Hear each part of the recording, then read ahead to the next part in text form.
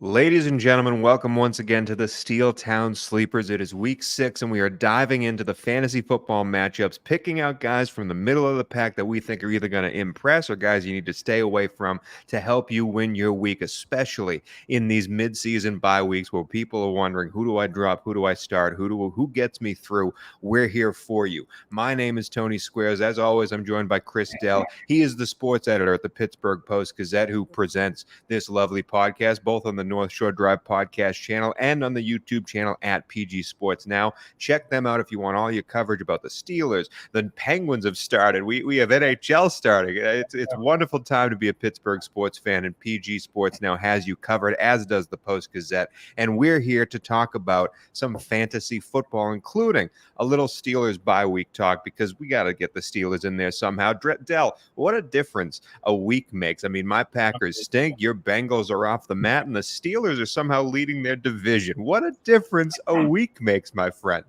The sky was falling last week after the Steelers lost to Houston, and now the Steelers are going to the Super Bowl, Tony. I mean, it's already done. It's given, set in stone.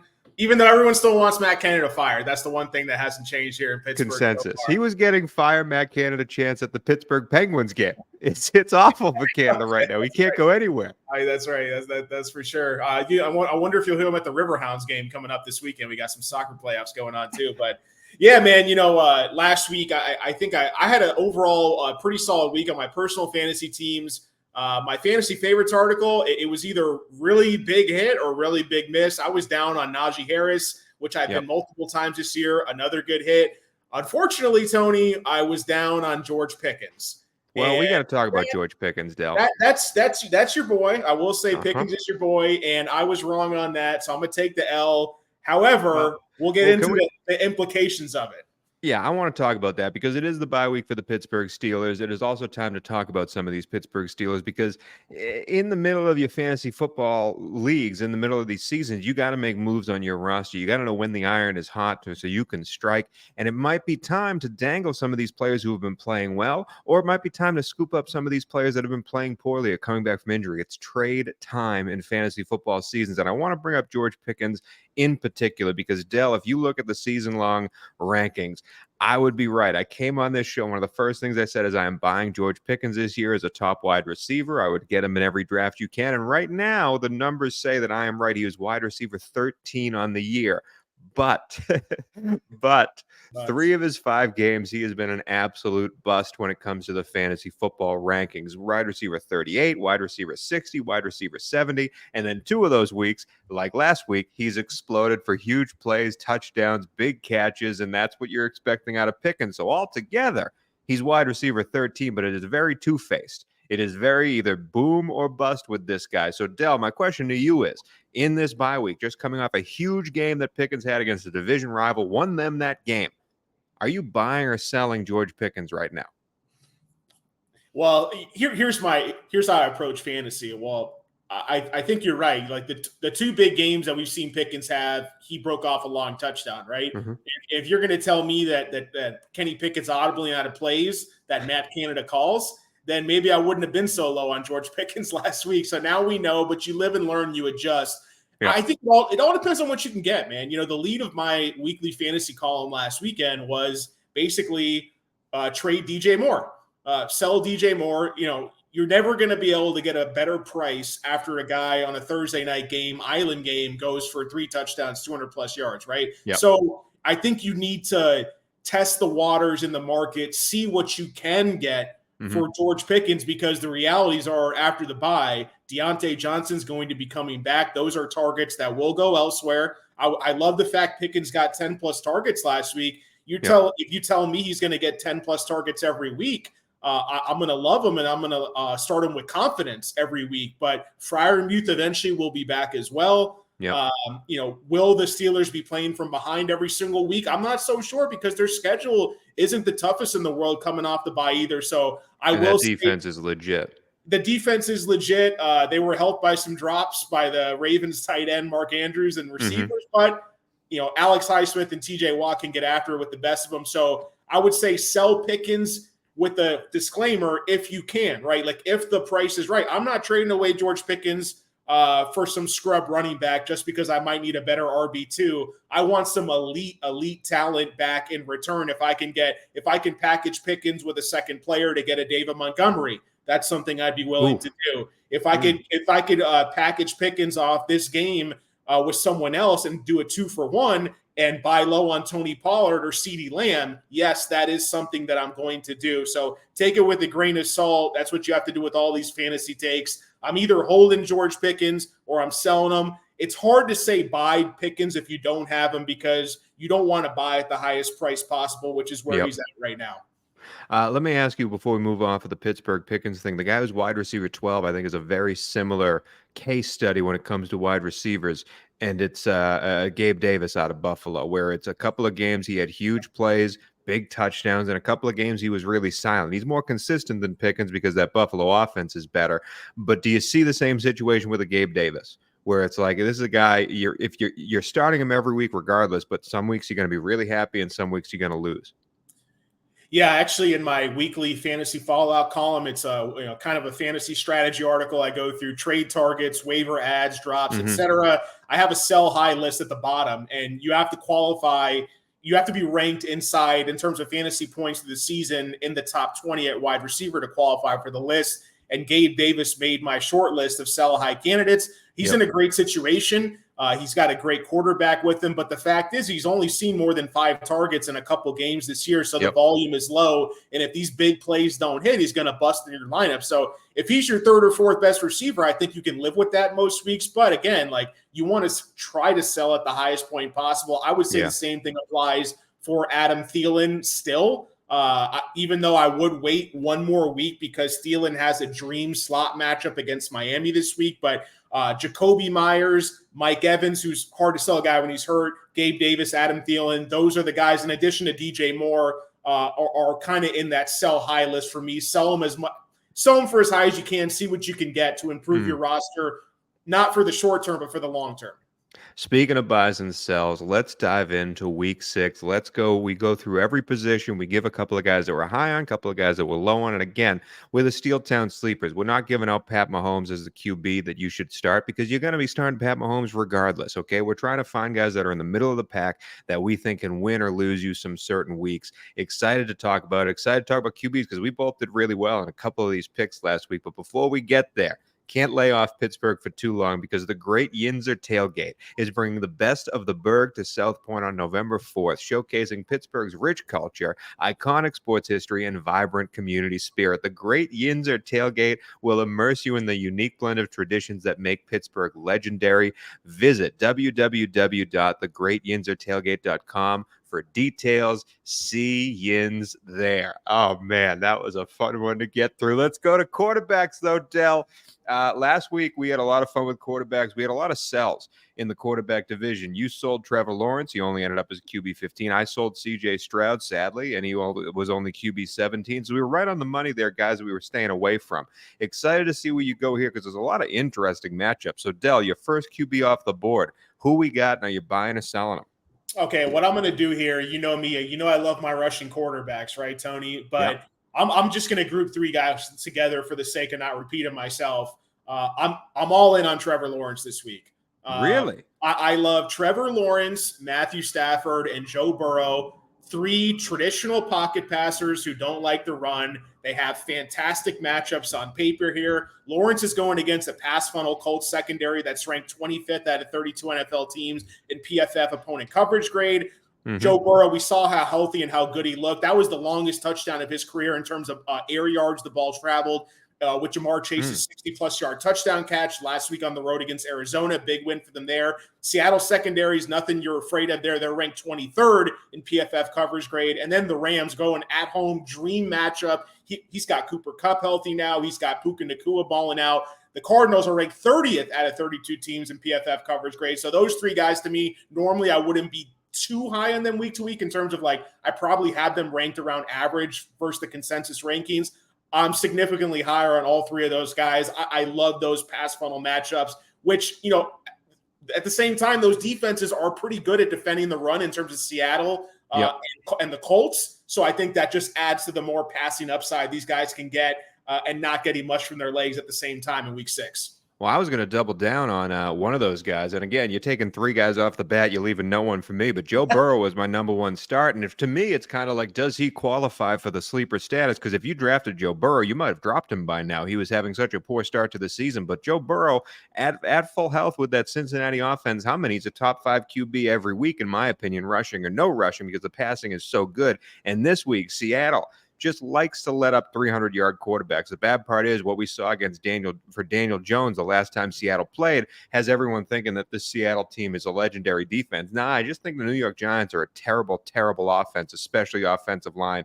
And yes, Devin Witherspoon, the cornerback for Seattle, could be a real playmaker here, could create some problems. I just think Seattle can be thrown on, and Joe Burrow is going to have a big day. So I'm going to take Burrow as well. Dell, your second quarterback, and by second, I mean your fourth quarterback you want to give out. Do we want to jump right to the bust of the week from the quarterback position? Yeah, well, here's the thing. Like, Stafford's really the only guy who can be considered a sleeper, because right now consensus has Lawrence ranked as number 8, Burrow ranked as number 9. I think those guys are like top 5 elite status. So if you somehow are in a shallow 10-team league and you're trying to figure out who to start between Lawrence and somebody else, I'm going to lean Lawrence more often than not. I'm going to tell you the one guy I don't like, who's ranked actually number 6 overall ahead of those guys this week. And it's not due to talent. It's not due to matchup.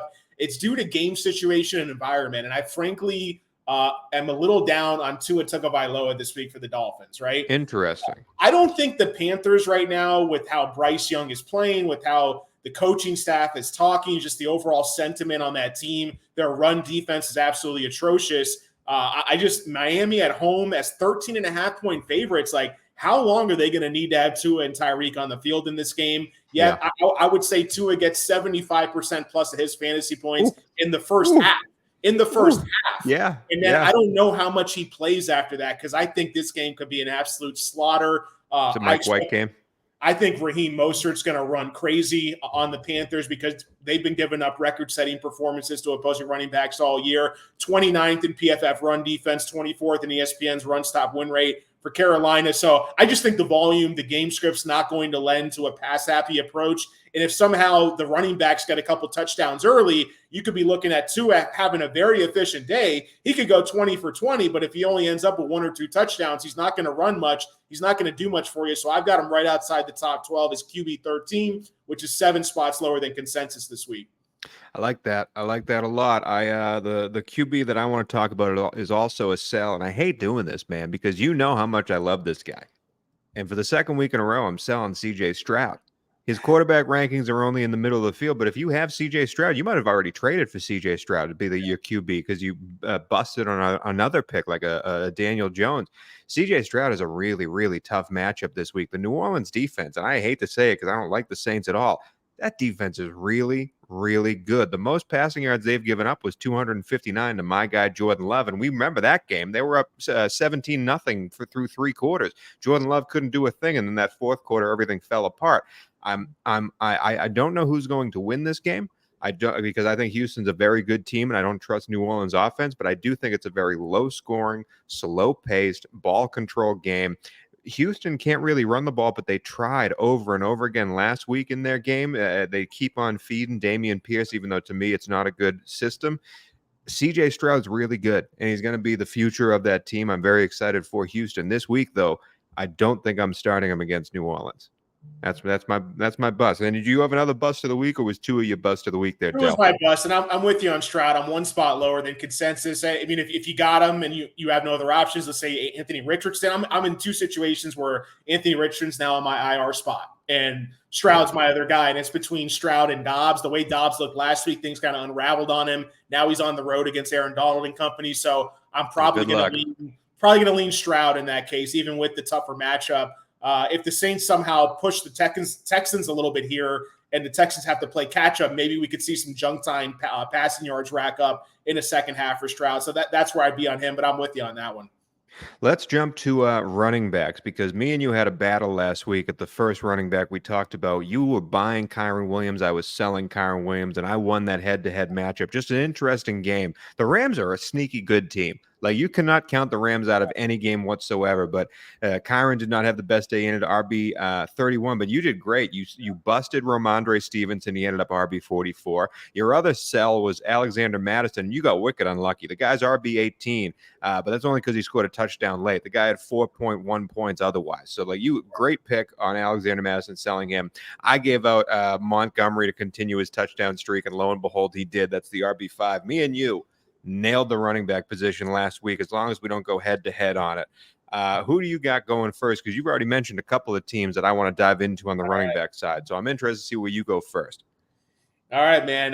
Let's start. I got a couple guys, and I got another running back bust before we wrap up this position segment and move on to receiver. But hey, man, it's all about Swifty season, Tony. Swifty DeAndre season Swift all day long. Forget about Taylor Swift. We're not talking about Taylor Swift over here. We're talking about DeAndre. That's the only Swift in my book, the only Swift that matters. So DeAndre Swift has just been he's been awesome this year. He's shot out of a cannon, running behind this offensive line. He's the picture-perfect type of running back to put into this offense. And kudos to Howie Roseman for continuing to take advantage of the incompetence around the league of, like, why did Detroit have such issues with a guy like DeAndre Swift, and then they draft his, like, undersized clone in Jahmyr Gibbs with a top 12 pick, and now they don't even want to use him. It's just DeAndre Swift 2.0 all over again in Detroit, Tony. I mean, that's exactly what's going on with Jahmyr Gibbs right now. And I think Swift, he's a bigger back than Gibbs. But look, man, the last 4 games now, DeAndre Swift,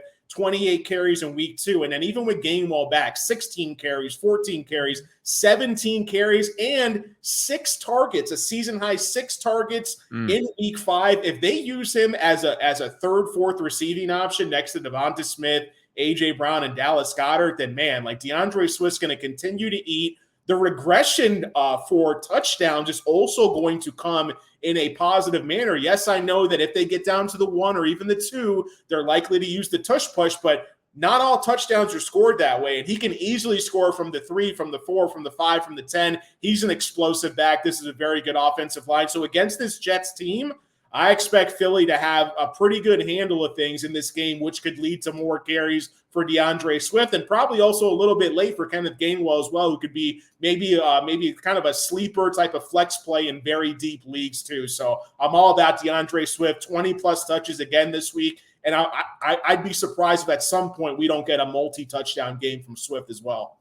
Interesting, man. I mean, he's fooling around for comeback player of the year, DeAndre Swift. This is how good this season is going. The guy that I want to give out, listen, I wanted to give out Raheem Mostert here because I love going against his Carolina defense, but I feel like that's too obvious of a pick. I'll go for a guy ranked 1 spot below Raheem Mostert here, and a guy that I think could end up not just a top 5 running back, could be RB1 by the end of the season because they're coming off of a bye. Or RB1 by the end of the week, I should say. They're coming off of a bye. It's a juicy matchup. This team likes to run the ball, and also they're going up against an offense that they're kind of worried about, I think. We already talked about the offense a lot in our QB section. I think this is going to be a ball control game for this team. They're going to try and control the line of scrimmage. They're going to try and control the game on the road, and I think Seattle is going to use Kenneth Walker over and over and over again. Dell, your Bengals, I really like your pass rush. I really like how the teams come together. You guys cannot stop the run to save your lives. Nick Chubb had a huge day against you. Baltimore running backs had a huge day against you. Derrick Henry had the best day of his season against you. And then last week, when James Conner went down, he was on his way to a great day. And then his backup, Amari DeMarcado, had another excellent day against your Cincinnati team. And this was an Arizona team that was trying to get back into the game. The game script was not to run the ball, and they still got almost 100 yards on the ground against you guys. I think Seattle tries to run the ball a lot. I think Kenneth Walker gets a bunch of opportunities, and I think there are open lanes in that Cincinnati run defense. I'm big on Kenneth Walker as my first RB off the board here. Dell, your second RB. I would also say another deep sleeper in that same vein would be Zach Charbonnet. Typically, we see rookies coming off a bye get more usage. Seattle's coming up the bye. They last played in week 4. He's a talented back, man. If you watch him play on tape, he looks, just as juicy as Kenneth Walker does on some of those runs there. So I think that's a buy low candidate to add to your bench in fantasy leagues for the rest of the season as well. But I'm buying back in on Kyren Williams this week. Tony, it's all about the matchup, right? Like typically, look, like Kyren Williams last week for me, And I think for most people, like you kind of had to start him no matter what, because he's ranked inside the top 10, right? He's getting 20 plus touches a game. However, the matchup is tough, and Philly's been extremely stout against opposing running backs this season. And what you saw was the target share he had seen in weeks 1 through 4 really got reduced a lot with the return of Cooper Kupp. So I think that that's a logical assumption to make as long as Kupp and Nakua are healthy in this offense. However, we do see a game here where the Rams are at home. They're touchdown favorites against a Cardinals defense that ranks 29th in ESPN's run stop win rate. They're also bottom 10 in PFF rushing defense grade as well. So I just think that this is the game script you want Kyren in, where they're not going to be just throwing a ton from behind. Now, don't get me wrong. I told you I like Stafford before. To me, it's arrows up for every member of this Rams offense in this game in week 6 against Arizona. And I think Stafford, Nakua, Kupp, Tutu Atwell, Kyren, those 5 guys, it'd be really hard for me to not start one of them as long as they're on my roster here in week 6. Love it. Love it. And this is a guy, speaking about roster, I'm happy you brought that up because the second running back I want to talk about is a guy that I'm selling, but this is probably a guy that you looked at on your free agent wire because of injuries, because of bye weeks, and he might be on your team and you're like, I think I got to pull the trigger on this guy. We can't bash on the Carolina Panthers enough, and if there are any Panthers fans out there listening, we're sorry. But this matchup against Miami is a terrible matchup if you have either Miles Sanders or his backup Chuba Hubbard. Miles is questionable to play right now. He's got a shoulder injury. It might be Hubbard taking the start. You may have picked up Hubbard this week on the fantasy wire to try and see, like, hey, I might have a starting running back here. I cannot say this enough. Do not start either of these running backs today, because after week 1, the Miami Dolphins let Austin Eckler and Joshua Kelly run all over them in week 1. After week 1, there's not a running back in the world Miami has faced that has over 50 rushing yards. It's not even close to a solid offense. Now, is that because the Miami defense is very good? I do think they made some changes after Austin Eckler did whatever he wanted, and they're definitely focused more on stopping the run, but also it's game script. Miami is throwing the ball all over the place. They play really fast. They want to win the game. Even when New England tried to ground and pound and hold on to the ball and win the time of possession game, they still couldn't get big runs on there. They handed the ball off a lot, but nothing was ever produced. I think Carolina is a smart team. I don't think they're a very good team. I think they're going to try to run the ball. I just don't see anything coming of it. And sooner or later, they're going to be down 3 scores, and they're going to have to try and pass to make it a competitive game. I am out on the running back position for Carolina. I'm selling officially Chuba Hubbard, but if Miles Sanders gets a start, selling him as well. Dell, your bust of the week from the RB position. Is anybody really considering starting Gus Edwards this week?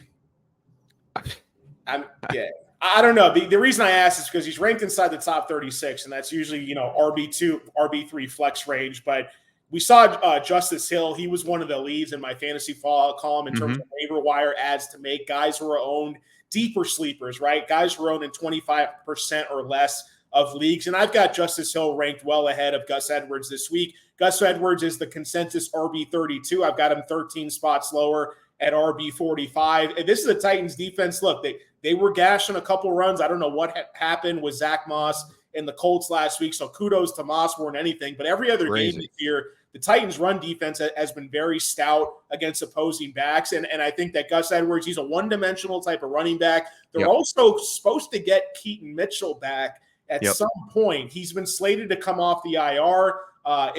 If you got an IR spot on your bench on your fantasy team, I would definitely recommend adding Keaton Mitchell. He was on my IR stashes list in the article at Post-Gazette.com too. However, what I will say about Gus Edwards is that he's not going to catch passes. He's playing in a tough matchup here, so I would try to keep him out of your starting lineup if you're in a 12, 14 team type of league. Let's go with the main bust, though. To me, it's in a very similar vein. That wasn't even your main, but you just buried Gus Edwards for 3 minutes. That's not even your main bust.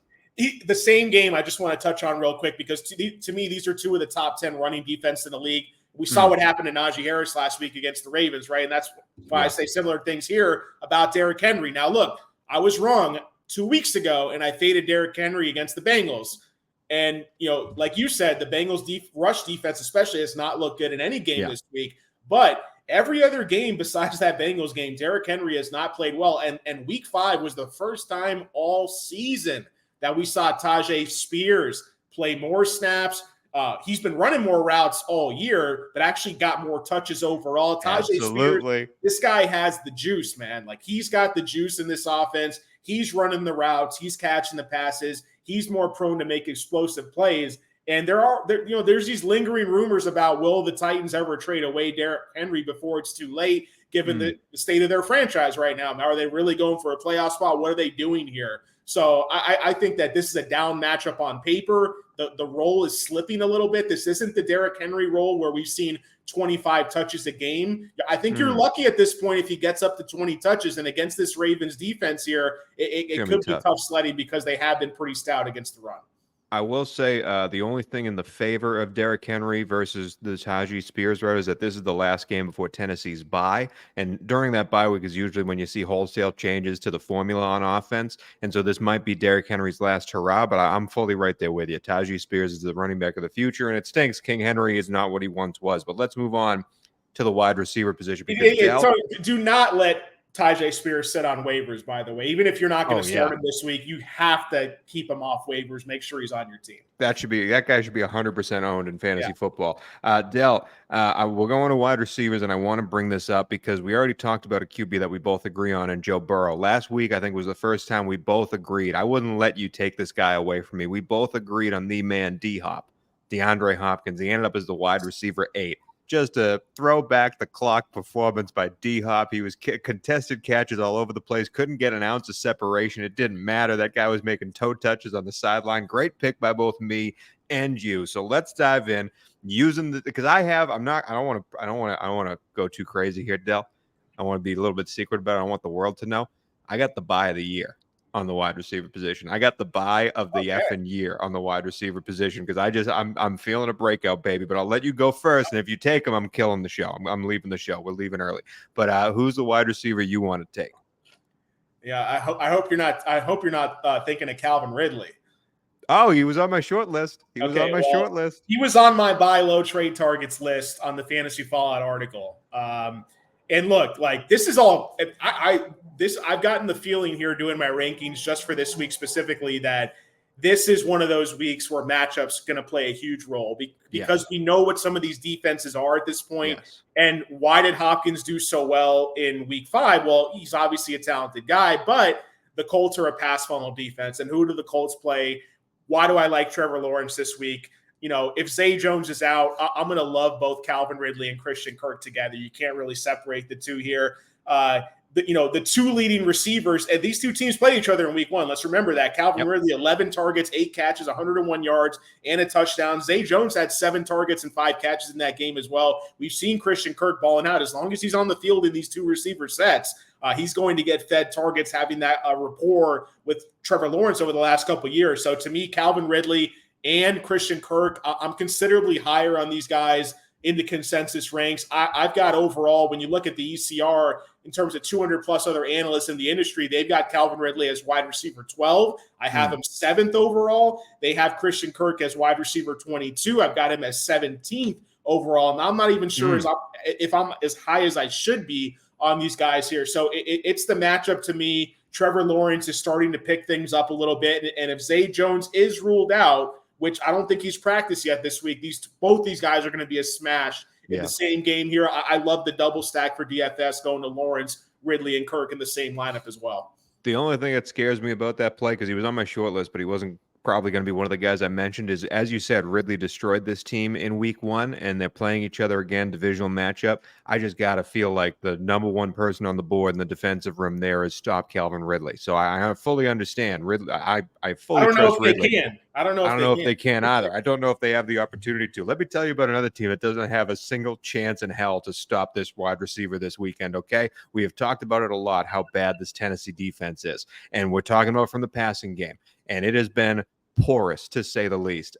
Tennessee this year has allowed big games to Chris Olave, Rashid Shaheed, Michael Thomas. All 3 of those wide receivers you could have started week 1 in New Orleans. They would have been good for you. Keenan Allen and Mike Williams were also 2 great starts. Amari Cooper and Elijah Moore, also 2 great starts. Jamar Chase, another great game. And then last week, Josh Downs and Michael Pittman Jr. with Gardner Minshew throwing him the football were starts against that Tennessee defense. And then this week, give it to me. Praise the Lord. Zay Flowers is going to have the breakout week we've been waiting for. Zay Flowers has been a good wide receiver, not a great wide receiver, a good wide receiver, but he is leading the Baltimore Ravens in targets no matter who's on the field. Odell, Rashad Bateman, Mark Andrews, Zay Flowers is leading this Ravens team in targets.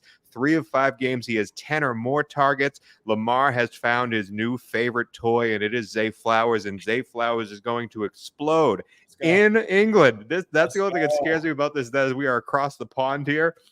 You never know how these games are going to turn out, but if the first 5 weeks are telling us anything, this is a beautiful matchup for Zay Flowers. I think he destroys this Titans offense, and he might get 15 targets and a huge amount of yards from this. I'm so pumped for him. He hasn't touched the end zone yet. Waiting for that too. I think this is the week. I'm all aboard. This is my buy of the year, Dell. I would start him everywhere. He was on my buy. I listed 10 receivers. He was one of the 10 I listed in terms of buy low. He's wide receiver 31 on the year. The thing you got to like the most about Zay Flowers, in the first couple of weeks of the season, they were using him on extremely type of gadgety short route rolls.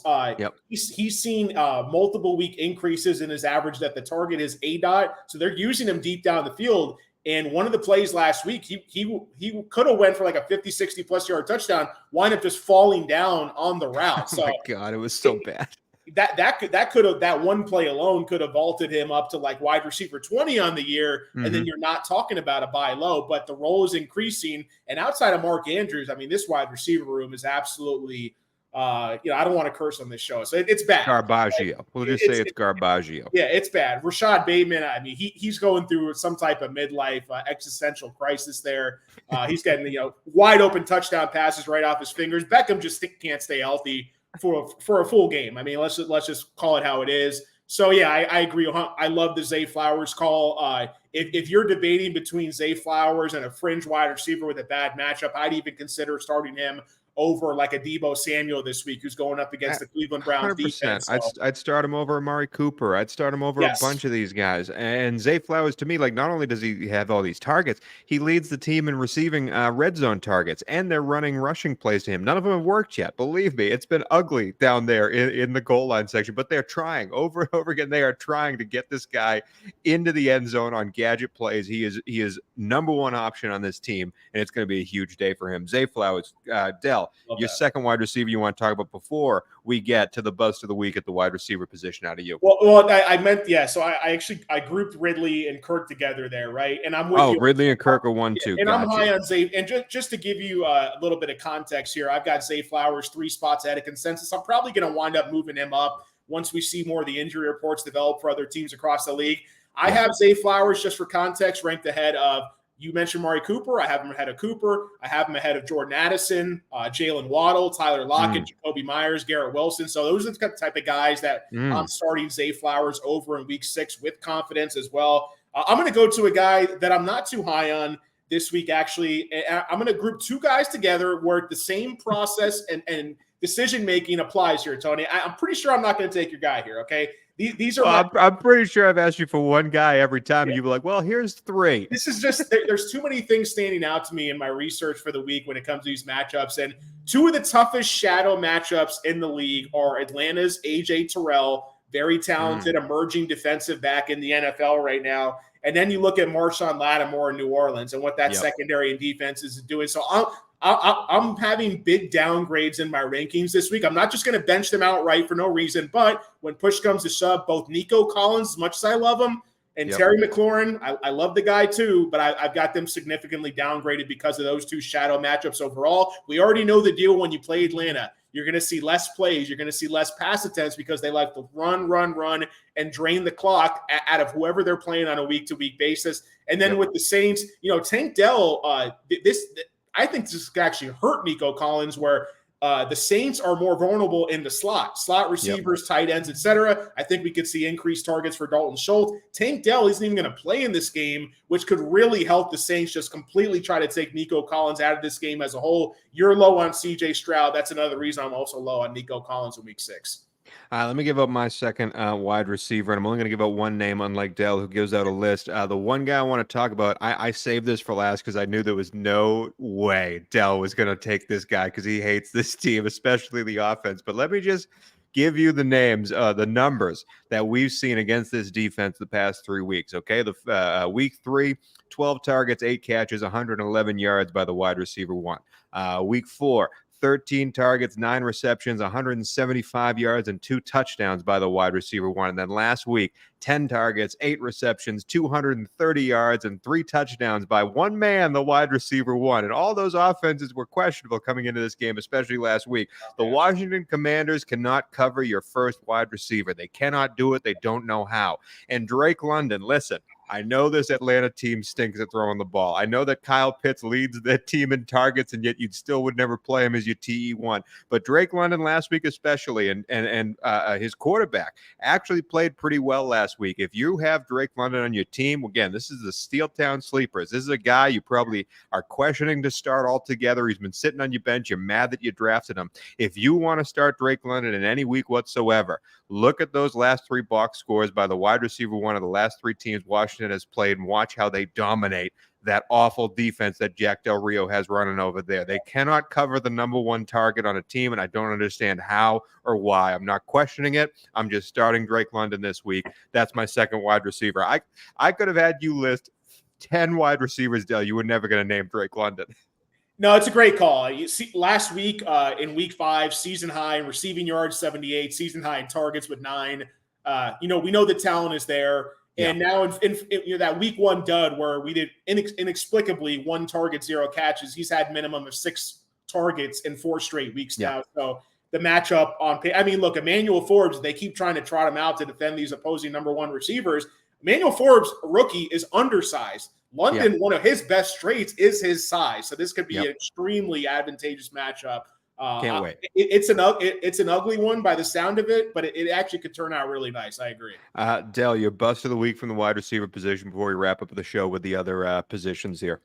Well, I gave you my bust already, Tony. Nico, it's McLaurin and Nico. Those are my busts. I can't. With how many receivers you give out, I can't tell. Let's move on to the tight end position. I gave out Zach Ertz last week. Only ended up tight end 11, but again, it was a tough day for those Arizona Cardinals. I'm not doing too well on the buys of the tight end position, so instead, I'm going to do the sell. Darren Waller is still ranked way too high in these weekly rankings for me. I think it's a name value ranking only. This New York team stinks, and the matchup they have is not good against tight ends altogether. Yes, Daniel Jones is dying for a big target out there, is dying for a guy to be the first option in this offense, but it might just be a bad offense. I don't like it at all. I'm sitting Darren Waller. If you have another backup, a little no-name, a guy who might be a young player. We saw Michael Myers suddenly come alive in the first drive of the Raiders game and then disappeared. The tight end position is always a minefield. I'm staying away from the mine that is Darren Waller this year. Dell, your tight end of the week. So you're thinking of Halloween here. You're thinking of Michael Myers, the Michael Myers, the serial killer. It's Michael Mayer. Put some respect on the man's name, Tony.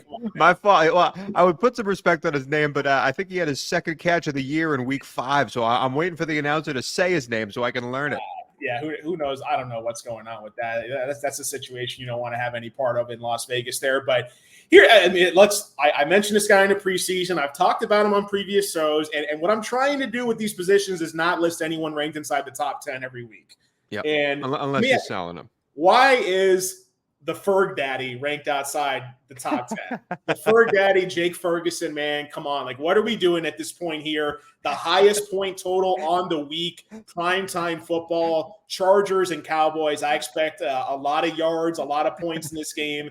Jake Ferguson, man, couple down games, but the 2 games where he only had 4 and 3 targets, it was when they killed the Jets 30-10 and didn't need to throw.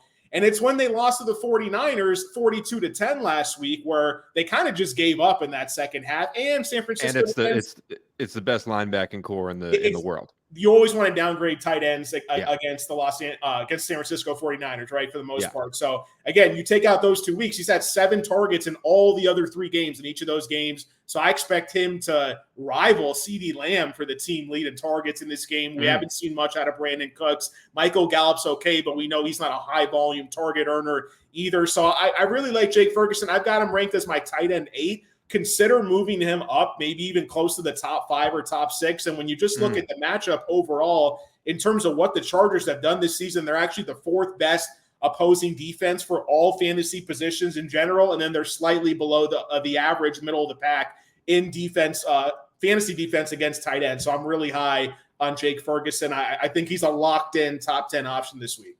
He also leads if you're talking about a lot of scoring in this game, as you said, highest point total on the week, he leads the team in red zone targets, other than, of course, Tony Pollard, who gets all the action on that team. But Ferguson does lead the team in red zone targets, so I'm right there with you. Dell, your defense of the week, you did it. You cracked the code. You gave up Green Bay last week. They finished as defense 10 overall. Oh. Who is the Dell's defensive play of the week for this week? Yeah. Let's go, man. Yeah, it's another team I expect to rack up a lot of sacks. That's why I like Green Bay. And look, this team doesn't really have a good pass rush, but I don't think it matters against the opposing quarterback. In the first couple weeks of the season, Justin Fields was the sack machine of the NFL. Yeah. Not anymore. The new sack machine king is now Sir Sam Howell of the Washington Commanders. This guy just gets absolutely because he stinks. Dell, I just want to clarify that you were big on Sam Howell coming into this year, and I told you Sam Howell stinks. He stinks. He stinks as a quarterback. Can we say that? Yeah. But he's still putting up fantasy points, though. He's still putting up, again. But look, I expect the Falcons' defense has played quite well. Their secondary's played really good. I mentioned A.J. Terrell earlier. I think they're going to take away Terry McLaurin in this game. And when that happens here, I also think the Falcons' offense will have success. If Washington falls behind, they have to drop back 30, 40 times. I expect a lot of sacks. Sacks lead to forced fumbles. Tip passes, interceptions, pick sixes, et cetera, et cetera. So for me, when you're talking about the overall consensus in the industry right now, ECR has him, the industry has him, the Falcons at defense number 11. I've got them 4 spots higher at defense number 7 overall. The Dirty Birds are your defense of the week. I like it. And then finally, winner, kicker, dinner. Dell, we've fallen off the kicker wagon. I know we don't want to talk about losses, but we've fallen off the kicker wagon. We got to do better. Winner, kicker, dinner. Who we got? I'm going to go back to winner Cameron Dicker the kicker. I like Cameron Dicker this week. Again, I'm going to the highest point total on the slate. Yeah. Dallas Cowboys and Chargers. Kicker number 12 in ECR. I've got him kicker number 7. Even though the Chargers might score a lot of touchdowns, they might struggle efficiency-wise because Herbert's still dealing with that hand injury. They're not going to have Mike Williams. The efficiency in the red zone might not be as high as it was in the first couple weeks of the season. This Dallas defense also will be motivated to show up, so I wouldn't be surprised to see more field goal attempts than usual from Los Angeles, given that matchup. I will say I also like Dallas's kicker. I know he's ranked a lot higher on your boards, but he's having a great season. I don't believe he's missed a kick all year, and he is destroying the ball. And Mike McCarthy is the opposite of Brandon Staley. He will kick a field goal all the time. McCarthy will kick a field goal every single time. As you said, high-scoring game. If they get any red zone stops, the Chargers defense, I think McCarthy will be just fine kicking that 3-point ball. But that is it. Can ESPN add a picture for Brandon Aubrey from the Cowboys? He's still a nobody. He's walked into your Post-Gazette fantasy starting lineup. I was looking for him earlier today to add him off waivers. I see him there. They still haven't put a picture next to this guy. Put some respect on Brandon Aubrey's name, man. He's a good kicker. He's a dang good kicker, but that is it for the Steel Town Sleepers. I'm Tony Squares. That's Chris Dell. Thank you to the Pittsburgh Post-Gazette for presenting this podcast, the North Shore Drive podcast family, and of course on YouTube at PG Sports Now. It's week 6, baby. We're only getting deeper into it. Let's go. Man, I can't even say go Pack go anymore. I'm so disheartened by this Packers team, man. Let's just end the show. I'm going to start crying. All right, let's get